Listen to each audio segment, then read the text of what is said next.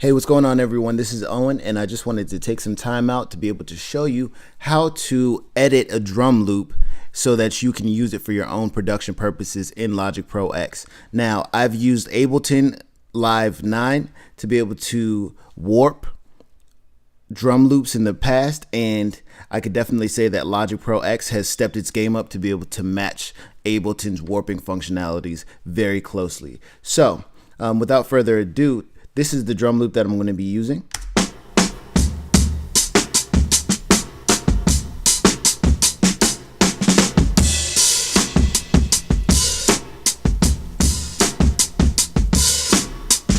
So if you've heard that before, you've heard Kanye use that in songs like Power off of My Dark Twisted Fantasy, as well as Crack Music off of the Late Registration album.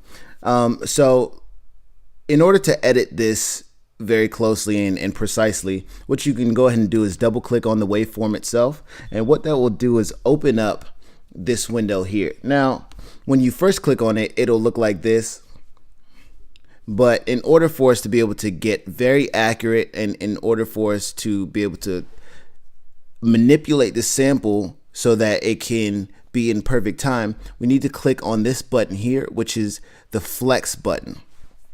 Now what flex will allow us to do is be able to stretch this sample any way that we choose. So literally, if I wanted to take this sound right here and drag it all the way to this section, and take this and drag it all the way here, I can do that, but it would sound crazy like that. So what we want to do is be able to find the section in which we want the sample to start, because we don't necessarily want it to start right here. We want it to start where the kicks come in. So let's edit that. I think that's pretty close. Let's see if we can get it a little tighter. Now we want to drag that back to the first beat, and let's listen to it again.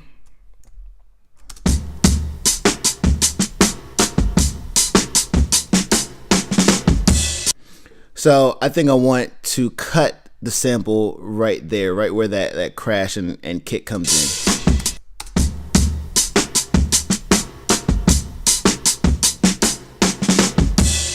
Right there. So let's zoom in so that we can get a more precise cut. Remember, when you're editing audio, zooming in is probably your best friend and the best thing that you can do for yourself, because it will allow you to get more precise cuts. So you can zoom in as far as you would like to. You can zoom in as far as you would like to, and look, get all the little pieces that you don't want right out of there. All right, so let's zoom back out and let's listen to it.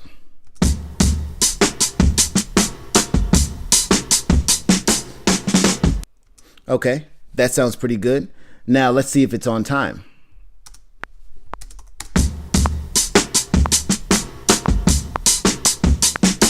If you can hear that metronome, you know that that's not on time, and that is not how you want your music to sound. You want it to be locked in, not necessarily robotically like electronic music, but in this case of using a drum loop from a live drummer, you want to be able to have it at least follow the metronome very closely. So with the flex function, because I know that this loop is 2 bars long, if I take my cursor and then move it to the top half of the waveform, I can grab that and then move it over ever so slightly until it only takes up 2 bars. Now let's turn on our cycle so that we can loop that, and then let's listen to it now.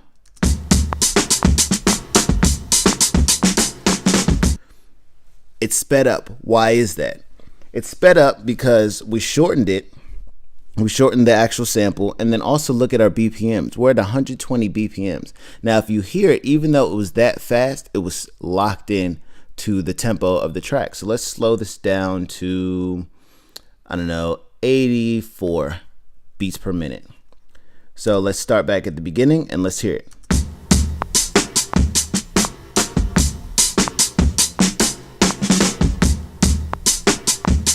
Now, are each Is each hit exactly on the beat? No, it's not. Now, if you want your music to be very robotic and very electronic, then yes, you want to make sure that all of your sounds lock into each individual beat.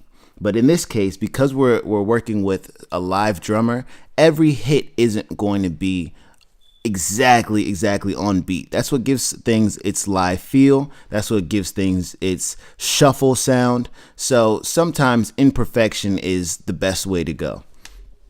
So let's turn off the metronome.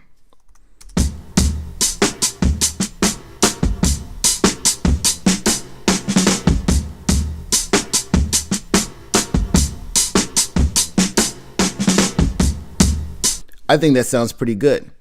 So as you see, there's not a lot of steps involved in flexing your audio to be able to use loops and different drum loops and different samples in a track. You can literally manipulate a sound that you've sampled from a record or from anywhere else that you might have found on the internet or whatever, and use it however you would like. So literally, if I wanted to zoom in on here, I could say, for instance, I wanted to lock each individual hit more precisely.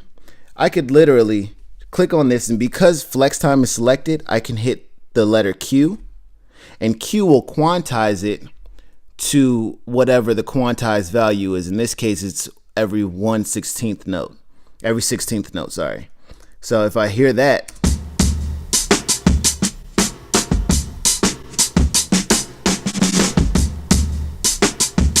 sounds kind of funny, but if you wanted something that was a little bit more on beat, then of course you could just use that quick functionality right there. So if you want to, you can hit Command R. It will bring up the repeat function. If you want to repeat it a few times, you click that.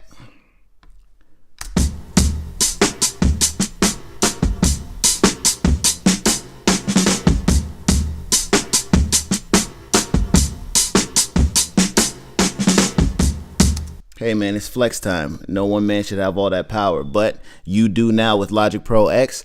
Get in there, use what I just showed you to your advantage, and be able to really dig deep into the samples that you have to be able to bring out the best out of them. So again, this is Owen, and I'll see you next time. Take care.